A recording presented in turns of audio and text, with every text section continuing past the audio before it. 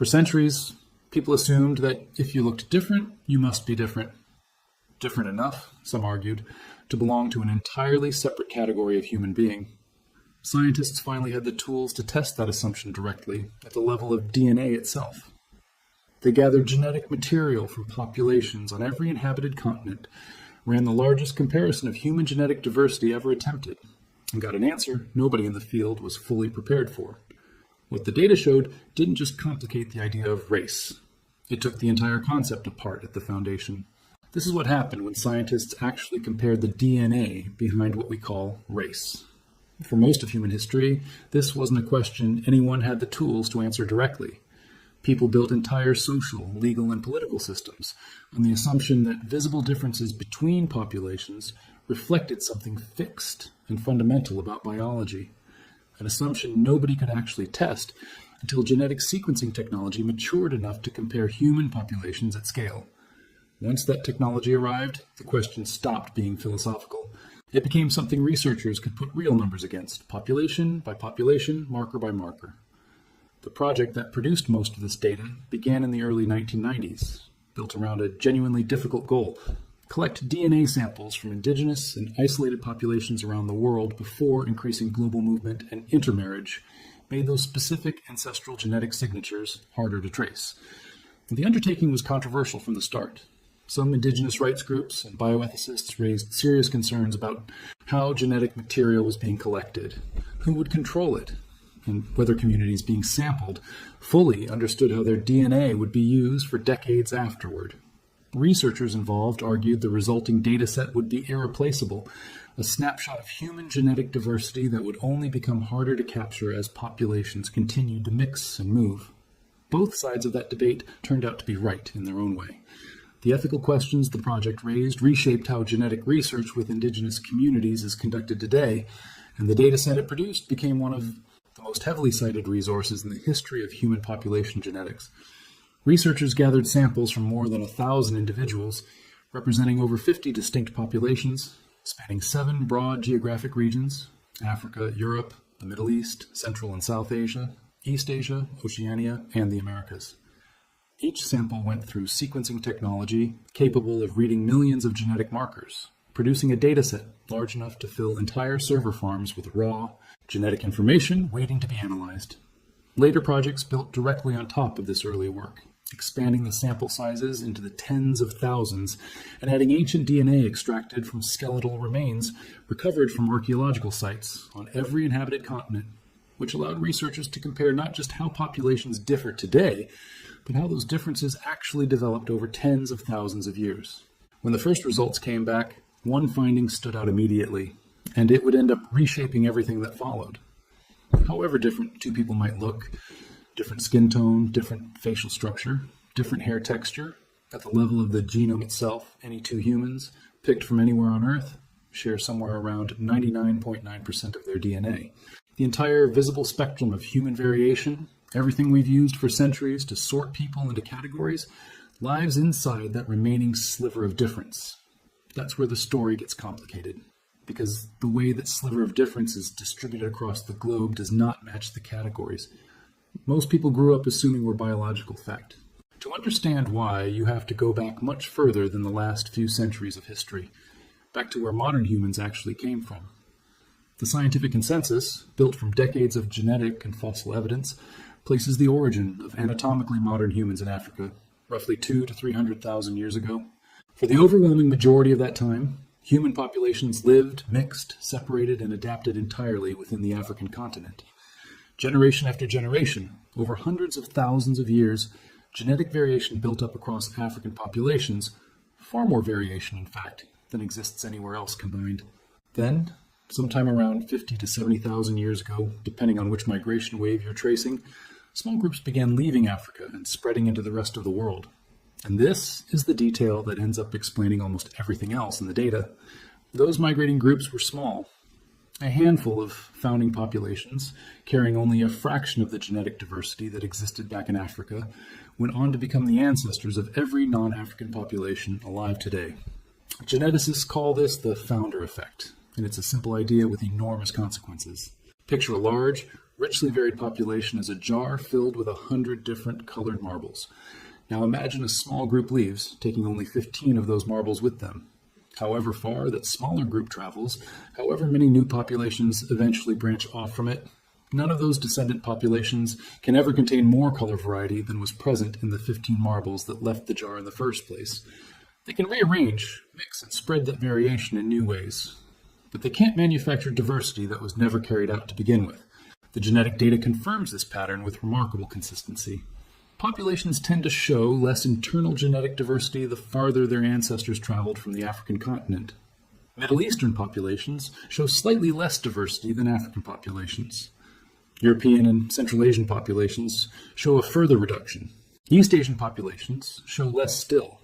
And populations in the Americas, descended from groups that crossed into Siberia, then across the Bering Land Bridge, in one of the last major waves of human migration, show the least internal genetic diversity of any region studied, not because anything was lost or degraded along the way, but because each migrating group only ever carried forward a subset of what came before it. And here's the detail that upends the entire traditional idea of race. The greatest genetic diversity on Earth isn't found between continents. It's found within Africa itself. Two individuals from neighboring communities in East Africa can, in some cases, be more genetically distinct from one another than either one is from a person living in Northern Europe. The tidy boxes built by 19th century racial science, black, white, Asian, and so on, simply don't correspond to any clean division in the underlying genetic data.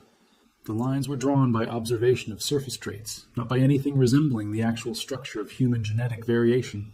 So if the traditional categories don't hold up, what explains the physical differences we do see so plainly between populations? Skin tone, eye color, hair texture, facial structure? The answer researchers kept arriving at was environmental adaptation, and the genetic story behind it turns out to be much younger than most people assume. The genes responsible for the visible traits most associated with race, skin color, hair texture, facial features, make up a very small fraction of the total human genome, and the mutations behind many of these traits are, in evolutionary terms, remarkably recent. The genetic variant most associated with lighter skin in European populations is estimated to have spread within roughly the last 8,000 years. Blue eyes trace back to a single genetic mutation, believed to have originated in a shared ancestor somewhere near the Black Sea region, likely within the last 6,000 to 10,000 years. The distinctive eyelid structure common in East Asian populations arose through an entirely separate genetic pathway, unconnected to any of the traits associated with European populations. In the timeline of human evolutionary history, hundreds of thousands of years, these are extraordinarily recent adaptations, essentially surface-level responses to local environments, layered thinly over a species that is, underneath, remarkably uniform. Compare that to the traits we don't see just by looking at someone: disease resistance, metabolic processing, immune system variation, neurological development. These traits carry far more genetic complexity, and critically, they vary enormously within every population group, not neatly between them. You cannot look at someone's face and infer anything reliable about their health risks, their metabolism, or their cognitive traits. The genetic architecture behind those characteristics is scattered across every population on the planet, shaped by thousands of individual variants that don't sort themselves along anything resembling racial lines. Researchers also found that almost nobody's ancestry traces back cleanly to a single geographic region. Genetic testing on people who strongly identify with one ethnic or national background routinely turns up markers from multiple, sometimes distant, ancestral populations. Someone who identifies as Han Chinese may carry detectable genetic contributions from Central Asian populations. Someone who identifies as broadly European may carry Middle Eastern ancestry inherited from migrations thousands of years in the past. Populations in the Caribbean, shaped by the specific and often brutal history of colonization and the transatlantic slave trade, typically carry a genetic blend of West African, European, and indigenous American ancestry all at once. This genetic mixing isn't some modern side effect of globalization. Ancient DNA studies have shown it was happening continuously everywhere throughout human history, anytime two populations came into sustained contact. Genetic analysis of ancient skeletal remains across Europe revealed that the continent's population history involves at least 3 separate ancestral waves: an original population of hunter-gatherers who arrived tens of thousands of years ago, A wave of early farmers who migrated in from Anatolia roughly 9,000 years ago and largely replaced the earlier population, and a later wave of pastoralist herders who moved in from the Eurasian steppe around 5,000 years ago and mixed into the existing population once again. Every modern European population alive today is a blend of those three waves, none of whom at the time had any concept of European as an identity, because that identity simply didn't exist yet. The same layered pattern shows up in East Asia. Populations often treated as a single genetic block. Han Chinese, for instance, despite being the largest single ethnic population in the world, actually represent centuries of merging between distinct northern and southern lineages, unified gradually through migration, trade, and imperial expansion, rather than existing as one uniform ancestral group from the start. The genetic diversity contained within that one population rivals the genetic diversity found across the whole of Europe. Pacific populations tell a similarly layered story, shaped by at least two distinct waves of colonization.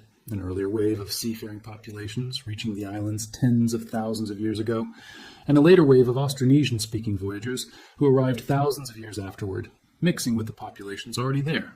Even populations often assumed to have lived in total isolation for millennia typically show detectable evidence of gene flow from neighboring groups, accumulated slowly over long stretches of time.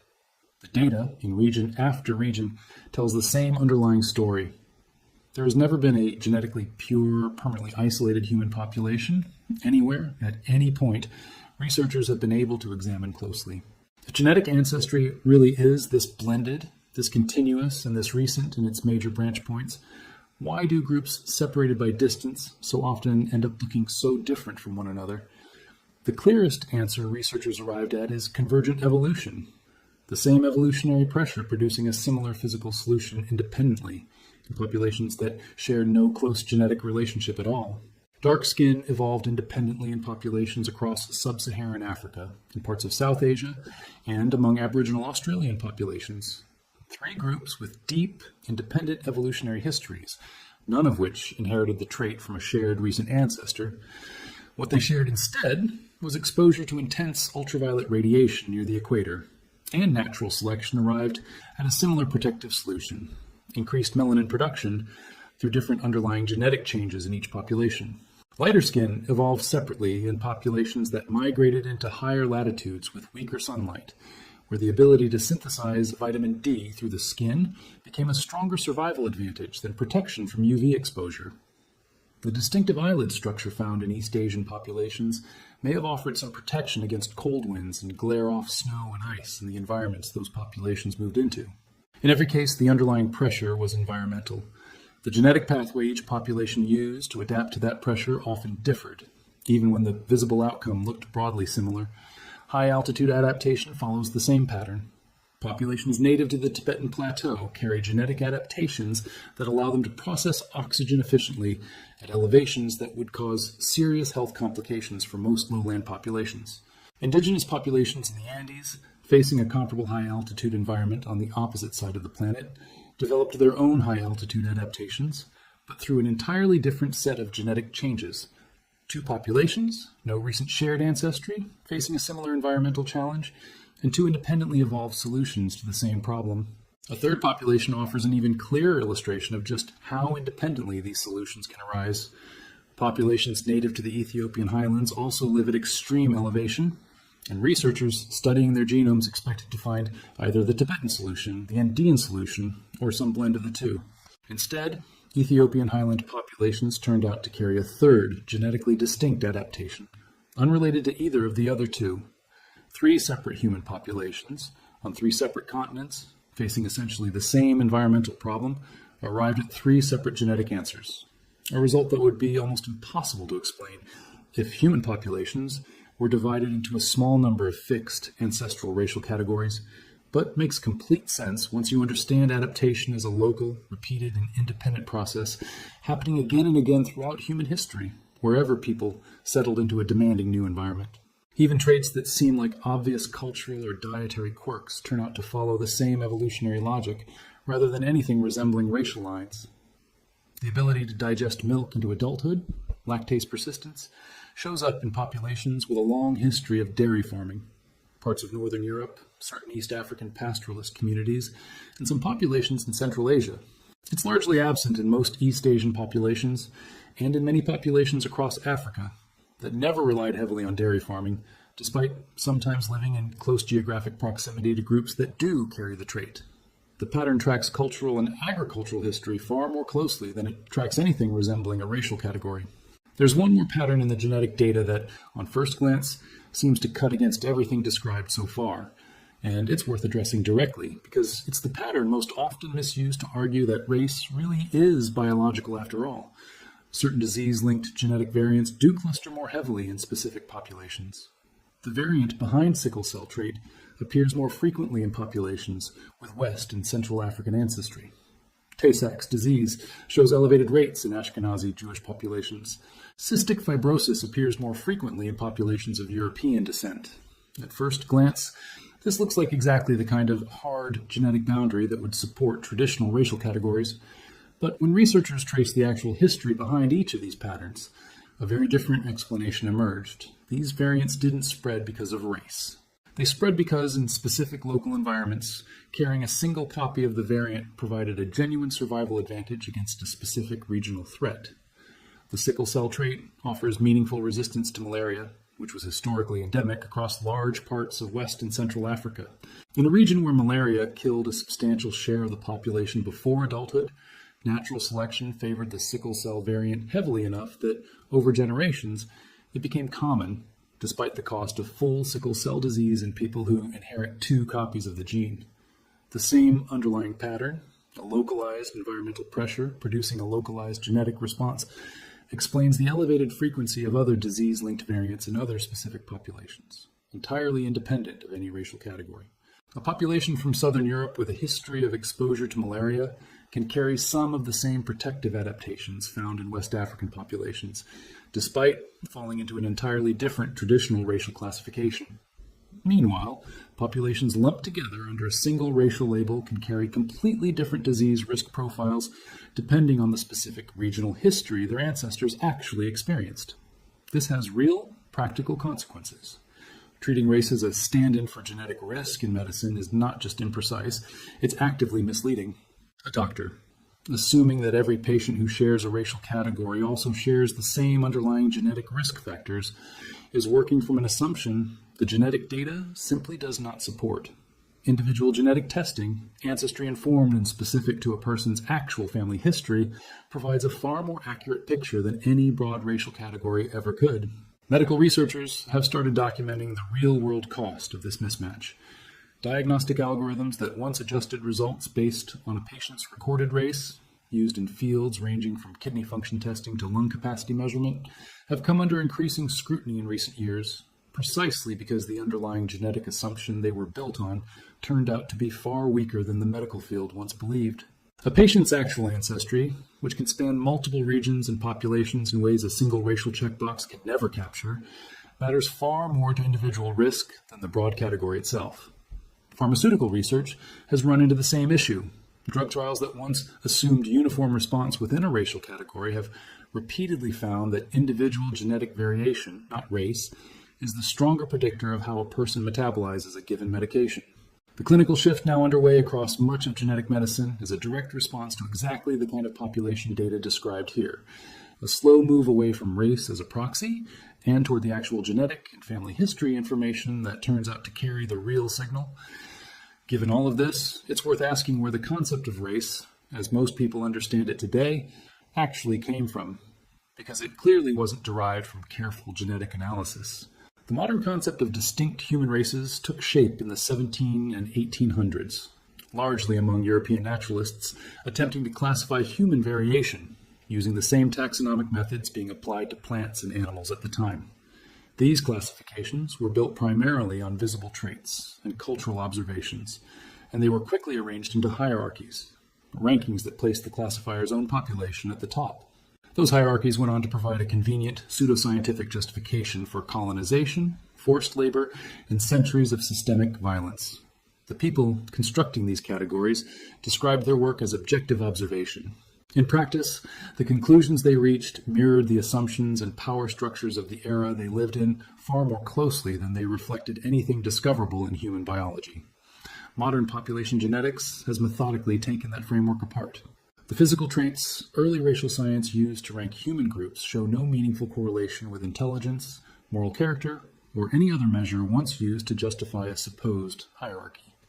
The genetic differences that do exist between populations are overwhelmingly either evolutionarily neutral or straightforward adaptations to local environmental conditions, not evidence of any group being more or less developed than another. Perhaps the single most striking number to come out of this entire field of research concerns just how recently every person alive today is actually related. Genetic and genealogical modeling suggests that the most recent common ancestor shared by every human currently alive lived remarkably recently, commonly estimated at somewhere around 2,000 to 3,000 years ago. Push the timeline back a bit further to somewhere around 5,000 to 7,000 years ago, and you reach a genuinely striking threshold. Every single person alive on Earth today who has any descendants living now is an ancestor of every person alive today. Not most people. Everyone. A farmer in ancient Mesopotamia, a herder on the Eurasian steppe, a fisherman along the coast of what's now Southeast Asia. If any of them has a surviving line of descendants reaching to the present day, that line runs through every single person alive right now, everywhere on the planet, regardless of what continent, nation, or racial category they happen to have been born into. That single fact quietly demolishes the idea of a pure, unbroken ancestral lineage belonging exclusively to any one population. Nobody descends from a single ancestral line running back to one isolated origin point. Everyone descends from an enormous overlapping web that reaches back through every migration, every population contact, and every mixing event in the human story. Whatever ancestral identity a person feels connected to most strongly is shaped by culture, language, and family history. Not by some deeper genetic exclusivity that sets one lineage apart from all the others. This is a genuinely counterintuitive result, and it's worth explaining why the math works out this way.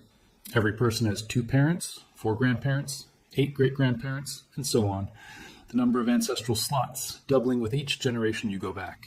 Within just a few dozen generations, the number of ancestral slots mathematically exceeds the entire human population alive at that point in history. The only way to reconcile that math with a finite population is if many of those ancestral slots are filled by the same people over and over, appearing repeatedly across different branches of the family tree. Once you account for that overlap, the genealogical models converge quickly on a strikingly small number of generations, before every ancestral line collapses into a single shared population, which is exactly why the 7,000-year threshold works out the way it does. It isn't a sentimental claim about human unity. It's simply what happens when you run the actual mathematics of ancestry forward across a species that has spent thousands of years mixing, migrating, and settling into new territory again and again. The deeper researchers dug into the ancient DNA record, the more these unexpected connections kept surfacing. Some indigenous populations in the Amazon carry a faint but detectable genetic signal linking them to populations in Papua New Guinea and among Aboriginal Australian groups, populations separated from the Americas by an entire ocean. Exactly how and when that connection formed is still being actively researched, but its mere existence confirms that the human migration story was never a simple, single-file line moving outward from Africa in one direction. It was tangled, branching, and full of contact events that current researchers are still working to fully map. Similar surprises kept turning up in other parts of the ancient DNA record. Genetic material recovered from Bronze Age burial sites across the Eurasian steppe shows large-scale population movement rippling out from Central Asia into both Europe and South Asia within a relatively narrow window of time, reshaping the genetic makeup of both regions almost simultaneously. Ancient genomes recovered from sites in the Caucasus and Iran show ancestry components that show up in smaller proportions in populations as far apart as Ireland and northern India. A reminder that some of the deepest ancestral connections between modern populations run through migration events that happened thousands of years before anyone living today's ancestors had settled into the regions we now associate with them. Every time researchers sequence a new set of ancient remains, the map gets a little more tangled and a little further from the simple, separate branches picture that older, pre-genomic models of human history used to assume. Taken together, this body of evidence, genetic diversity concentrated overwhelmingly within Africa, a founder effect shaping every population that migrated outward, convergent evolution producing similar traits from different genetic starting points, disease resistance shaped by local environment rather than race, and a shared common ancestry reaching back only a few thousand years, leaves very little standing of the traditional biological concept of race. Human genetic variation turns out to be continuous, not categorical. Populations blend gradually into one another rather than breaking into distinct genetic groups. And the genetic variation within any traditionally defined racial group is consistently larger than the average genetic difference between groups. None of this erases the real, lived consequences of racism as a social and historical force. The social categories built on top of these surface-level physical traits have shaped access to resources, education, wealth, and power for centuries. And those consequences remain very real regardless of what the genetic data says about biology. Understanding that race has no solid genetic foundation doesn't undo history, and it doesn't erase present-day inequality. What it does is remove any biological cover for that inequality. There is no genetic justification for unequal treatment. There is no DNA-based argument for why opportunity should be distributed unevenly across populations. Whatever explains those disparities today, it isn't written into the human genome. What the data ultimately offers is a strange kind of clarity. Strip away the visible surface, skin tone, hair texture, facial structure, all of it shaped by a thin, recent layer of local adaptation, and what's left underneath is one species with a shared and remarkably recent common ancestry, carrying far more in common than apart. The lines humanity drew to separate itself into hierarchies were never written into the DNA in the first place. They were drawn on top of it by people for reasons that had very little to do with biology and a great deal to do with power. It's worth sitting with just how strange this actually is once you let it sink in. Every argument ever made for racial hierarchy, every claim about inherent superiority, every justification for exclusion or conquest, was built on the assumption that visible physical differences reflected something deep and fixed about human biology. The genome says otherwise, and it says so with a level of detail that earlier centuries never had access to. The scientists building those hierarchies in the 1700s and 1800s were working entirely from what they could see with their own eyes. Skin tone, skull shape, hair texture, the outward traits that happened to be the easiest things to observe and measure with the tools available at the time. They had no way to look underneath that surface, no way to compare the actual genetic architecture of the populations they were ranking. If they had, the entire intellectual foundation for what they were building would have collapsed immediately, because the data simply does not support the categories they were so confident about. What makes the genomic evidence particularly hard to argue with is that it wasn't gathered to make a political point. It emerged from decades of technical work across hundreds of independent research teams, cross-checked against ancient DNA, confirmed through completely different methods, population statistics, migration modeling, disease genetics, and direct ancient genome sequencing, all converging on the same basic picture from different directions. When that many independent lines of evidence, gathered by researchers with no particular stake in the outcome, keep arriving at the same conclusion, it stops looking like an opinion and starts looking like a well-supported fact about the natural world. If you found this kind of deep dive into the human genome worth your time, subscribe to the channel. Every week, we take a piece of what the DNA record actually shows and walk through it carefully, all the way from ancient migration to the science sitting behind it.